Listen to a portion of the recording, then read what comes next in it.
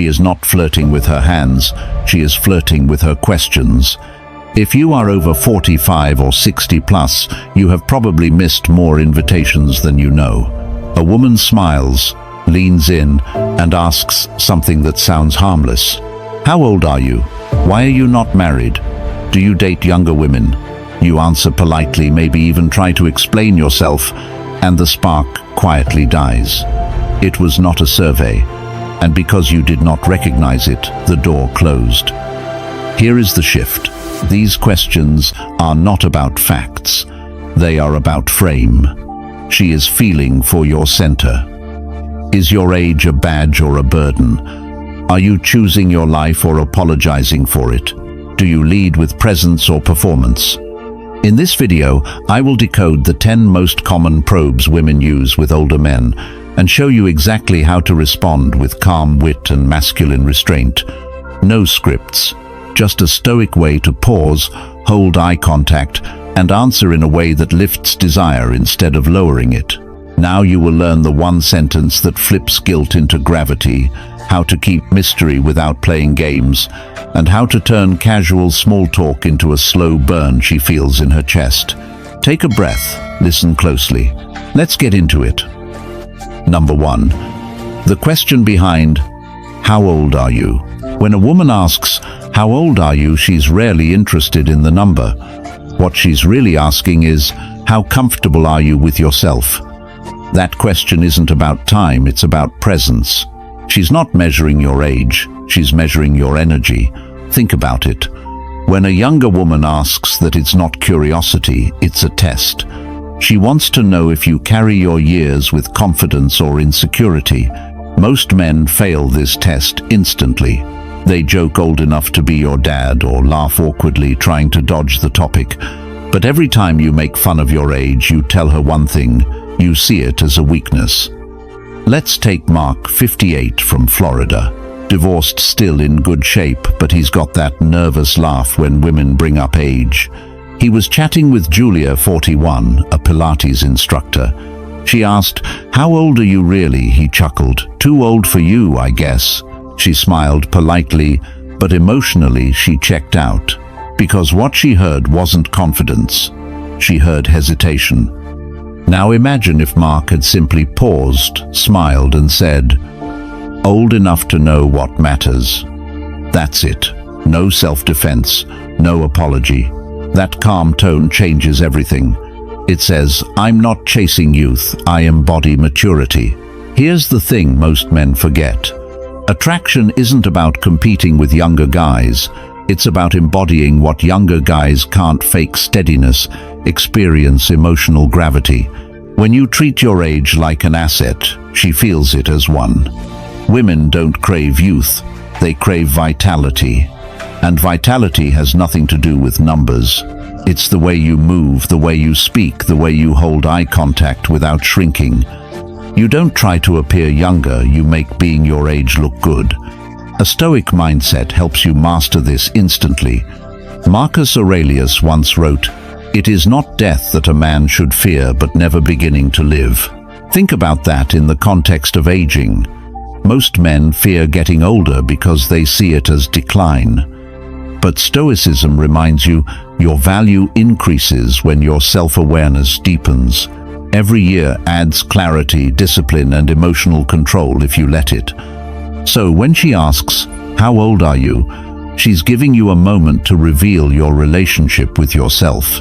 That pause, that 2 seconds before you answer, tells her more than your actual words.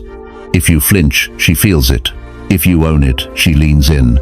Women are hypersensitive to energy. They read hesitation as weakness and calm as strength. They're not attracted to the number 55 or 60. They're attracted to how lightly you wear it. Let me put it this way. Your age is not an obstacle, it's your advantage. You've already lived through the storms that still scare her. You've learned not to rush, not to react, not to crumble. That's power. So next time a woman asks, how old are you? Don't dodge it.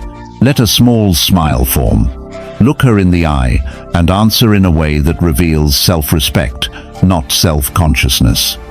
Maybe you say, old enough to stop pretending, or old enough to choose peace over drama. Because in that moment she's not looking for your number, she's looking for your center. If that makes sense to you, type it below. I've seen this.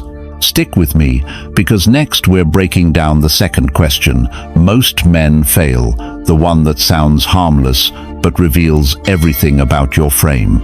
Stay tuned. Number 2. Why aren't you married isn't curiosity, it's a test. When a woman asks, "Why aren't you married?" she isn't just making small talk. She's running a quiet test, one that reveals your emotional frame faster than any personality quiz ever could. At first it sounds innocent enough. Maybe she's smiling, maybe she's teasing. But underneath that question is a deeper curiosity. Are you single by choice or by chance? Here's the truth. Most men fail this test because they instantly move into explanation mode. They start defending themselves.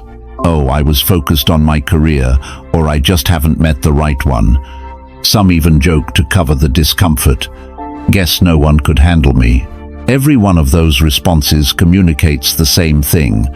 "I feel the need to justify my life to you." And the moment you do that, you've handed her the power in the conversation.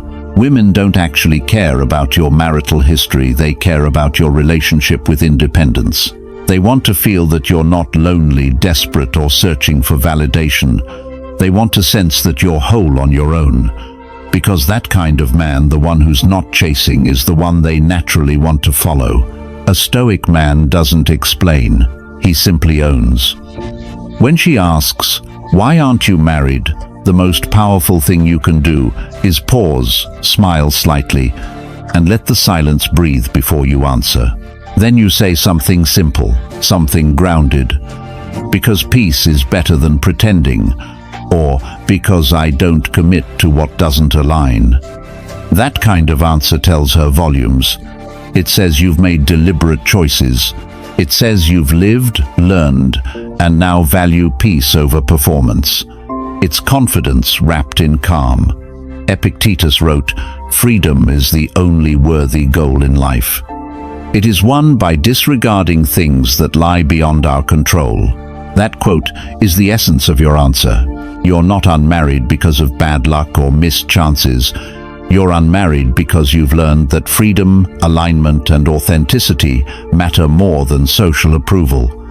This mindset instantly separates you from most men. Because while they're busy proving they're still desirable, you're simply demonstrating self-respect. And women, especially emotionally intelligent ones, can feel that difference immediately. You see, when you carry the energy of a man who doesn't need a relationship to define him, that's when women begin to wonder what it would feel like to be chosen by you. You reverse the polarity from explaining to evaluating. Here's another layer most men miss. She's also testing whether you hold bitterness toward women. If your tone carries resentment, if you say something like, "Marriage just doesn't work anymore," or "Women today don't want real men," you failed the test in a different way. Because that kind of energy isn't strength, it's emotional baggage. The Stoic way is balance. You acknowledge the past without carrying it. You remain calm, neutral, and unbothered. You project gratitude for your path, not guilt for your choices. So next time a woman asks, "Why aren't you married?" don't defend. Don't joke, don't rant. Just pause, look her in the eye, smile with quiet confidence, and say something that reflects ownership, not apology. Because that question isn't curiosity, it's a mirror. And when you answer from your center, she sees exactly what kind of man you are, one who needs nothing but chooses everything deliberately. If that resonates with you, type it below. I choose peace. Stay tuned, because next we'll break down the third question that flips the power dynamic completely, the one that tests your comfort with attraction itself. Number 3. When she asks if you date younger women. When a woman asks, "Do you date younger women?" she isn't looking for gossip, she's scanning for your energy. It's not about your dating history, it's about your frame of desire. What she truly wants to know is, do you chase youth because you're afraid of aging, or do you attract youth because you've mastered it within yourself? Let's bring this into something real. Michael, 56, recently retired from a long corporate career in Chicago. Confident, fit, financially stable. But when Samantha, 42, a woman he met through friends, casually asked him over coffee, "So do you date younger women?" he hesitated. He laughed nervously and said, "Well, I guess it depends who's interested." Sounds harmless, right? But that single sentence told her everything. She felt he was trying to please her, not lead her. His answer lacked center. It didn't reveal preference. It revealed uncertainty. Now imagine if Michael had simply leaned back, smiled slightly, and said, "I connect with women who have energy and depth. Sometimes that's younger, sometimes it's not. It's never about age. That's not a line. It's a frame. It communicates abundance, calm, power, and self-assuredness." Here's the deeper layer most men miss when she asks this question. She's not asking for an answer, she's asking for a reaction. She wants to feel whether your sense of masculinity depends on validation from younger women. If it does, you fail the test. You see, age doesn't repel women, insecurity does. What women of all ages respond to is emotional command. The man who's centered, selective, and grounded doesn't explain or defend who he's attracted to. He simply is. This is where the Stoic mindset becomes your greatest advantage. Epictetus said, "It's not what happens to you, but how you react to it that matters." That includes when a woman throws a loaded question your way. She's probing not for facts, but for emotional cracks. If you react, you've lost your frame. If you respond calmly, you own the moment. Let's take that even deeper. When a woman asks if you date younger women, she's also feeling out whether you're emotionally available or living in a fantasy. There's a difference between appreciating youth and chasing it. The man who constantly pursues younger women because he craves validation is signaling emptiness. He's not attracted. He's escaping. But the man who enjoys the company of women regardless of age, from a place of curiosity and composure, that man radiates timeless masculine energy. And this doesn't just apply to romantic attraction. It's the same in every social dynamic. The way you answer reveals your level of inner stillness. So when she asks, "Do you date younger?" women don't shrink, don't joke, and don't justify. Let your eyes hold hers for a moment. Then answer slowly, grounded and clear. "I connect with women who are feminine, curious, and alive." That has nothing to do with age. That's how you flip the dynamic. Suddenly you become the one defining the conversation. You've made her feel your composure, and that's what draws her closer. Because ultimately women don't test men to reject them. They test men to find one they can finally relax around. If that hit home, type below, "I lead, not react." Stay with me, because next we'll dive into the question that reveals more about a woman's psychology than any other when she says, "What are you looking for?" and how your answer can make or break attraction. Number 4. The trap in "What kind of woman do you go for?" When she asks, "So, what kind of woman do you go for?" pause. Because that isn't an innocent question. It's bait, a test, a quiet way of finding out if you're a man who follows his own standard or one who shapes himself around hers. Most men fall right into it. They start listing traits. "I like someone caring, fun, maybe fit, someone who takes care of herself." Sounds polite, right? But what she actually hears is, "I'm trying to impress you." The moment you start describing an ideal woman, you've unconsciously put her in the role of evaluator and yourself in the position of applicant. That's the trap. She's not asking because she wants to meet your standard. She's asking to feel, if you have one. A Stoic man never performs. He observes. He answers with calm detachment, not excitement. Because he knows attraction isn't built by trying to convince her she fits his type. It's built by showing her that his life has a rhythm she'll want to align with. The Stoic philosopher Seneca once said, "The greatest blessing of mankind lies in the possession of a steadfast mind." That's what she's really probing for, steadfastness. The ability to remain grounded, even in flirtation. When she asks that question, she's testing your internal compass. She wants to know, do you lead with taste or with need? The man ruled by need answers with specifics: blonde hair, slim body, ambitious, maybe spiritual. He's trying to paint an image that pleases her. But the man ruled by taste answers with essence, with values, not vanity. He might say, I'm drawn to women who know who they are, or someone with depth who feels before she performs. Notice the difference. The first answer seeks approval. The second commands respect. This question also hides a subtle psychological move.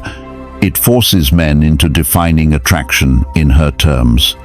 She's giving you a test to see whether your masculinity bends. And when it does, desire fades instantly. Because the masculine energy that draws women in isn't reactive, it's sovereign. You don't need to resist her question with arrogance. You don't need to play mysterious. You just need to answer with grounded clarity, the kind that says, I know myself, and I'm not here to prove it. The Stoic approach teaches that emotions and desires must serve reason, not rule over it. Marcus Aurelius wrote, "You have power over your mind, not outside events. Realize this and you will find strength." Apply that here. You can't control her test, but you can control your reaction to it. So next time she smiles and asks, "What kind of woman do you go for?" don't fall into the list-making trap. Smile back and let your pause do the heavy lifting. Then say something simple, honest and rooted in experience, the kind who brings peace, not noise. That one sentence reveals your depth, your values and your frame, all without trying too hard. Because what really attracts a woman isn't hearing that she fits your fantasy, it's realizing she can't control your focus. And if you want to go even deeper into this level of masculine awareness, learning how to maintain your emotional sovereignty and reverse the dynamic in any interaction, consider joining our private Stoic Brotherhood community. Inside, we dive beyond theory into mindset mastery, psychology and presence that transforms your life and relationships. Now type below, if this hit home for you, I hold the frame. Stay tuned, because next we'll uncover the fifth question women ask that seems flattering on the surface, but is designed to test whether you secretly pedestalize them. Number 5. When she calls you charming. When a woman looks at you, smiles and says, "You're so charming," it sounds like a compliment. But here's the truth. That phrase isn't always praise. Sometimes it's a diagnostic test. She's checking whether your confidence is real or just an act. Let me explain through a story. David, 59, divorced 5 years ago, had started dating again after a long break. Over dinner, Laura, 46, leaned back, smiled and said playfully, "You're quite charming, aren't you?" David grinned wide. "Well, I try." That response, though light-hearted, instantly shifted the dynamic. He tried to meet her energy instead of holding his own. His smile became a little forced. His tone turned slightly performative. Laura didn't consciously register it, but something in her attraction cooled. Why? Because when she said, "You're charming," she was actually feeling out whether his charisma came from centered calm or needy performance. Now imagine the same moment handled differently. David smiles softly, pauses and says, with warmth but steadiness, "You think so?" Then he holds eye contact, calm, curious, unbothered. That's not arrogance, that's presence. The key difference between a man who's being charming and a man who is charming lies in energy ownership. The first performs to get approval. The second expresses himself effortlessly without expectation. When she calls you charming, she's probing your relationship with validation. Do you drink it in like a thirsty man, or do you let it roll through you like wine through open hands? Here's the Stoic angle. True charm isn't a behavior. It's a byproduct of inner peace. Epictetus said, "No man is free who is not master of himself." When you're master of your tone, your gaze, your emotions, that's when charm radiates naturally. Women can feel when a man's composure is rooted in genuine self-respect rather than strategy. If you rush to return a compliment, you look like you're negotiating for her approval. But if you simply receive it, no neediness, no false humility, she feels safety. And safety paradoxically creates desire. So when she says, "You're charming," don't deflect it, don't exaggerate it, and don't turn it into a performance. Just breathe. Smile slowly. Maybe say something like, "I've been told that before, though I'm not sure if it's a compliment or a warning." That one line shows humor, mystery, and composure all at once. It keeps the polarity alive. You're not absorbing her words like a child hungry for praise, but responding as a man fully at ease in his skin. This energy is especially powerful for men in their 50s and 60s. Because when you've lived, loved, lost, and still carry quiet strength, your calm becomes magnetic. Young men chase charm as a trick. Older men embody it as truth. The moment you stop trying to charm women, you become truly charming. Think of it this way: when a man can sit in silence after a compliment, when he doesn't fill space to ease tension, that's when a woman feels his depth. Because the truth is, women don't want a man who tries to impress them. They want a man who impresses himself. So next time she calls you charming, don't take the bait to perform. Let her words hang in the air. Smile, breathe, and let your eyes do the talking. Because real charm isn't what you say, it's what your silence communicates. If that resonates with you, type below, "Calm is my charm." Stay tuned, because next we'll explore the moment she brings up her past relationships and why your reaction in that instant decides whether she sees you as her equal or her therapist. Number 6. Why don't you have a girlfriend? The scarcity game. When a woman asks you, "Why don't you have a girlfriend?" don't take it at face value. She's not actually confused. She's measuring your value and abundance mindset. See, that question is rarely innocent. It's strategic.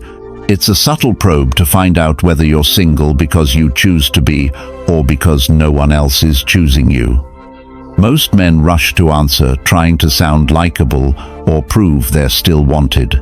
But every word of justification bleeds neediness. A Stoic man doesn't explain himself. He embodies calm authority. Let's decode what's happening beneath that question. When a woman asks, "Why don't you have a girlfriend?" she's not just curious about your love life. She's assessing social proof, the invisible currency of attraction. She wants to feel that you're desired but not desperate, selective, not neglected. And this is where 97% of men fail the test. They treat the question as an accusation rather than an opportunity. They over-explain, "I just haven't met the right one. I've been focusing on myself." Dating's tough these days. While those statements are true, they leak energy. They suggest you're in waiting mode, not leading your life but pausing it. Now imagine a different response. You take a second, breathe, and say calmly, "I'm very particular about who I let close." Or even better, "Peace is hard to find. I'm not trading it just to fill space." That's not arrogance, that's grounded sovereignty. You're framing your single status as a choice, not a condition. Here's where Stoicism meets psychology. Marcus Aurelius wrote, "You have power over your mind, not outside events. Realize this, and you will find strength." The woman's question is the outside event. Your response, your composure, tone, and frame is what reveals your strength. You never need to justify why you're single, because real men don't live by scarcity. The weak man believes a girlfriend defines his worth. The strong man knows his peace defines his desirability. If you react defensively, she feels your scarcity. If you respond with calm certainty, she feels your abundance. That's what separates the man she flirts with from the man she fantasizes about. Here's a simple truth. Women are drawn to men who don't need them, but who appreciate their presence when it's earned. It's that emotional balance, that sense of self-command, that ignites respect. So when she throws out that question, don't explain, don't joke about it either. Both are ways of dodging the tension. Instead, hold eye contact, let your body stay still, and say something like, "Because I enjoy my freedom, and I don't settle."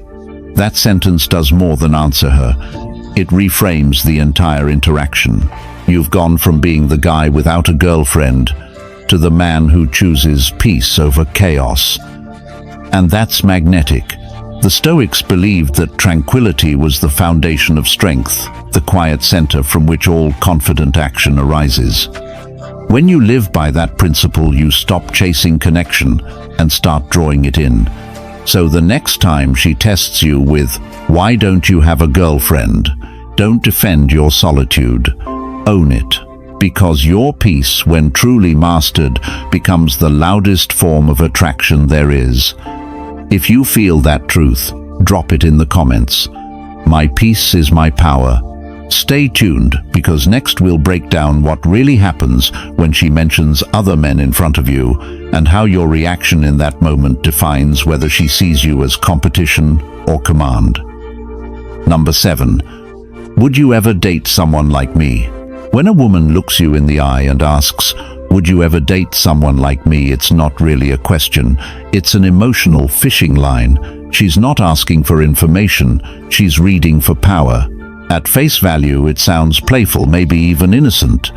But psychologically, that question is designed to gauge where you stand, who's leading the dance and who's following. Let's ground this with a real example. John, 58, divorced and quietly confident, met Melissa, 44, at a wine tasting. The conversation was warm, a little flirty, and somewhere between jokes about bad dates and favorite cities, she tilted her head, smiled, and asked, "So, would you ever date someone like me?" John laughed, paused for a moment, and said, "I don't know yet, I barely know you." The tone was calm, teasing, and direct.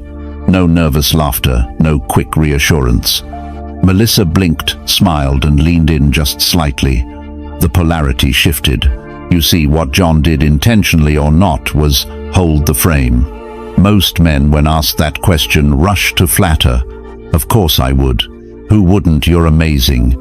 It sounds polite, but underneath it the subtext screams, "I'm trying to keep your approval," and that kills attraction instantly. Because the moment you make her feel like she's already won, there's no tension left. The mystery evaporates. What she really wanted wasn't your confirmation, it was your composure. That's the secret here. She's not testing your interest. She's testing your restraint. Women, consciously or not, are drawn to men who don't collapse under beauty or charm. When she asks, "Would you ever date someone like me?" she's giving you an opportunity to prove that her presence doesn't knock you off balance. A Stoic man sees through it. He doesn't get flustered, and he doesn't overplay his cool either. He responds with measured honesty. Something like, "I haven't decided if you're my type yet." That answer isn't arrogance, it's composure. You're signaling that attraction is mutual discovery, not one-sided pursuit. Remember, Marcus Aurelius said you have power over your mind, not outside events. Her question is the outside event, your emotional reaction. That's what defines whether you're in control or not. If you feel the need to reassure her, you're already playing from weakness. If you can stay relaxed, smile slowly, and treat her question as curiosity rather than a challenge, you flip the dynamic. You become the prize. And here's something most men overlook. The women who ask this question are often testing their own vulnerability. They're wondering if you can hold the space for flirtation without turning it into validation. If you can do that, she feels safe, and when a woman feels safe, desire follows naturally. So when she asks, "Would you ever date someone like me?" remember, it's not your job to answer directly. It's your job to lead emotionally. You could even smirk and say, "I might, but you'd have to behave." Delivered playfully, that line teases without yielding power. Because at this stage in life, your 50 seconds, 60 seconds beyond attraction isn't about looks or lines. It's about energy command. The calm certainty that says, I've met women like you before, and I'm not rushing to impress you. That's what keeps her intrigued. That's what keeps her chasing. Because when a woman realizes you're not moved by flattery, only by authenticity, she stops testing you and starts respecting you. If that truth lands with you, drop it below. I hold the frame. Stick with me, because next we'll talk about the hidden power move when she starts mentioning other men, and how your silence in that moment can shift the entire game. Number 8. The calm that pulls her in. There's something magnetic about a man who doesn't rush, doesn't flinch, and doesn't explain. A man who carries stillness in a world addicted to noise. That's what draws women in. Not words, not money, not status, but calm. The kind of calm that says, I've seen life. I don't chase storms anymore. I anchor them. When a woman interacts with you, she's not only hearing your words, she's feeling your energy. Every reaction, every glance, every pause tells her how solid you are inside. If you're restless, defensive, or quick to fill silence, she senses emotional instability. But if you can hold silence without tension, she feels your power. This is something Stoicism understood long before modern psychology gave it language. Marcus Aurelius wrote, "The nearer a man comes to a calm mind, the closer he is to strength." That sentence perfectly explains the masculine polarity that women respond to. Because here's the secret: women test for composure, not perfection. They don't need you to be flawless. They need to know you don't crumble when things get messy. When she teases you, she's not mocking you. She's checking your stillness. When she goes quiet, she's not ignoring you. She's watching whether you panic. When she shares her emotions, she's not dumping them. She's gauging if you can hold them without judgment. Your calm is not just about emotional control. It's about emotional leadership. You're showing her that her energy, no matter how chaotic, can't shake your center. That's what creates trust. That's what builds attraction on a primal level. Seneca once said, "He who is brave is free." In relationships, bravery doesn't mean dominance, it means restraint. It's the courage to stay steady when others lose themselves in impulse. And that freedom from reactivity makes a man deeply desirable. Think about it. Every man can talk confidently when things are going his way. But only a rare man can stay composed when tension rises, when she challenges you, tests your patience, or pulls back emotionally. Most men chase reassurance. A Stoic man simply breathes. That breath that pours is everything. It signals mastery. It tells her, I'm not afraid of discomfort. And that's the energy that makes women relax around you. They can feel when a man is unshakable. This doesn't mean you act cold or detached. True calm isn't about indifference, it's about intention. It's the ability to stay emotionally open while remaining internally grounded. You listen, you observe, you respond, but you don't react. When you embody that kind of stillness, your presence becomes addictive. Because for many women, that calm is rare. It's safety in a human form. It's what allows her to lower her guard and step deeper into connection. And the beauty of this power is that it doesn't fade with age, it intensifies. The older you get, the less you need to prove, the less you chase validation, the more your calm becomes your magnet. So when she tries to provoke you, when she flirts, tests, or stirs the air with emotional sparks, remember, your stillness is your seduction. You don't win her by reacting, you win her by staying rooted. Because in the end, women don't fall for the loudest man in the room. They fall for the man who can make silence feel safe. If that truth resonates, write it below. My calm is my command.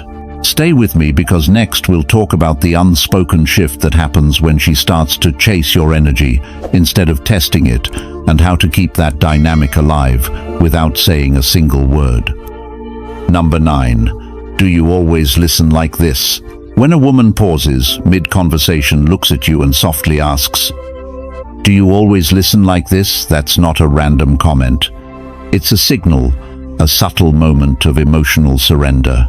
She's not complimenting your ears, she's reacting to your presence. Let's bring this to life.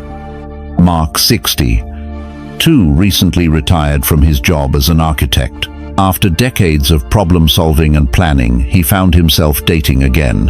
One evening at a friend's small dinner party, he found himself deep in conversation with Anna, 48, a teacher with an expressive face and sharp wit. While everyone else talked over each other, Mark just sat there, relaxed eyes, steady listening. As she spoke about her past, her teenage son, her failed marriage, her fear of starting over, he didn't interrupt, didn't fix, didn't offer advice. He just listened with quiet curiosity. And that's when it happened. She looked at him, half smiling, half nervous, and said, "Do you always listen like this?" Mark didn't answer right away. He smiled softly, took a sip of his wine and said, "Only when someone has something worth hearing." That's the line that landed. Not because it was clever, but because it was calm, real, grounded.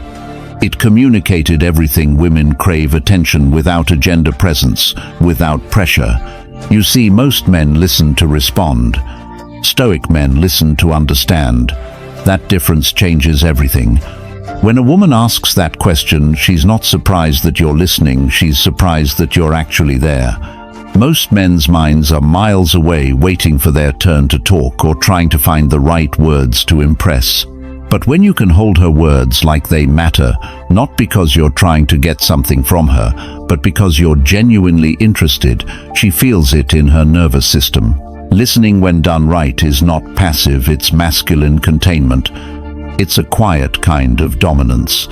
Because to truly listen, you must be still inside. You must resist the urge to control the conversation. That's rare. And that's why it's so intoxicating. This is what the Stoics meant by discipline of attention. Marcus Aurelius wrote, "The soul becomes dyed with the color of its thoughts." When you give someone your undivided attention, you're letting her energy mix with yours for a moment.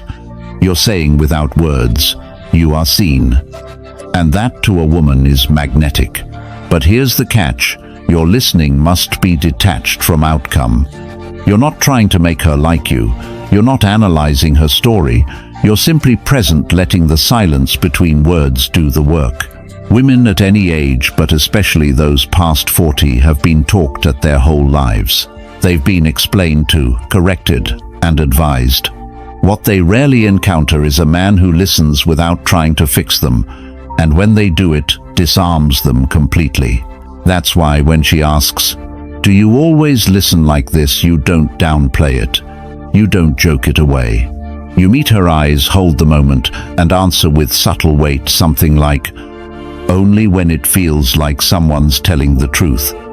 It's not about words, it's about energy.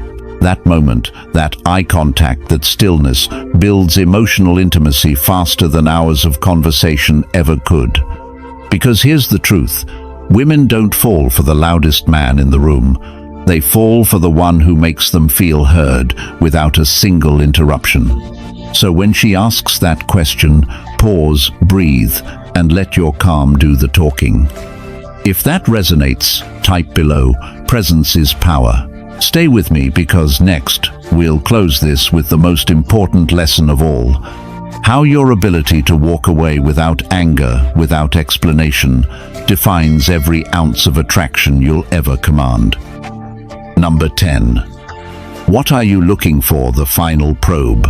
When she leans in, her tone softens and she asks, "So, what are you looking for?" You've reached the deepest point of the psychological game. This is not curiosity. It's a scan for your emotional leadership. It's the final probe that reveals whether you're a man guided by intention or pulled by impulse. To most men, it sounds harmless, maybe even like progress. But make no mistake, this question is loaded. What she's really asking is, do you know who you are? Because a man who doesn't know what he's looking for will eventually start looking to her for direction, and the moment that happens, attraction dies. Here's the thing: women don't need you to want a specific type of relationship. What they need to feel is that your life already has a direction with or without them. When she asks, "What are you looking for?" most men panic into one of two traps. The first is over-romanticizing, "I just want someone kind, honest, loyal." Sounds sweet, but it's generic. It gives her nothing to respond to emotionally.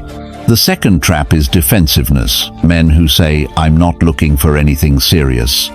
That's fine if it's true, but the way it's often said carries a trace of fear, the fear of being misunderstood or worse, rejected. And both reactions leak insecurity. The Stoic approach is different. You don't react, you reveal. You stay still. You hold your tone low and grounded, and you answer like a man who already has everything he needs but remains open to connection, not desperate for it. You might say something like, "I'm not searching for anything, I'm open to what's real," or "I'm looking for peace," and if someone adds to that, "I don't resist it." That answer does more than sound confident, it feels alive. It doesn't seek approval. It subtly reverses polarity by making her wonder whether she fits your life, rather than if she should let you into hers. Remember what Marcus Aurelius wrote, "A man's worth is no greater than his ambitions." But Stoicism adds an unspoken truth to that: those ambitions must be internal, not external. A Stoic man's purpose is never centered on what he can acquire, but on who he can become. So when you answer this question, you're not defining a woman, you're defining yourself. You're showing her that your desires are guided by values, not by voids. You don't chase what's missing, you attract what aligns. And this mindset is what separates the ordinary from the unforgettable, because women, especially emotionally mature ones, don't fall for charm or flattery. They fall for direction. They want to feel that your presence has gravity, that you're not drifting through life collecting experiences but curating meaning. When you live that way, you don't have to say what you're looking for, you embody it. Your focus, your posture, your calm, they all communicate it before you ever open your mouth. And when she finally asks that question, she's not testing your words, she's testing your foundation. She wants to see if your soul is anchored or if it's still floating in confusion. So answer lightly but truthfully. Speak from stillness. And if you sense that moment of silence afterward, don't rush to fill it. That silence is power. It's her realizing she's sitting across from a man who doesn't need her, but could choose her. Because at the end of it all, what are you looking for isn't about what she wants to hear. It's about what you've become. A man who knows what he's not looking for. A man who no longer chases what doesn't feel real. A man who leads from peace, not from hunger. That's the energy that ends the test and begins the connection. Every question she asks, from "How old are you?" to "What are you looking for?" isn't about words. It's about energy. It's about how grounded you are, how calm you remain, and how clearly you lead. Once you understand that everything changes, you stop reacting, you start choosing, and that shift turns quiet confidence into real attraction. If you want to go deeper to master this kind of inner stillness, emotional discipline, and the Stoic mindset that rewires how women respond to you, join our private Stoic Brotherhood membership. Inside, we go beyond theory into practical mindset attraction and control, the kind that shapes men who lead effortlessly. And of course, make sure you subscribe to the channel for more weekly videos just like this one, built to strengthen your mind, sharpen your presence, and help you reclaim your masculine calm in every part of life. Thank you for watching. Stay strong, stay grounded, and I'll see you tomorrow.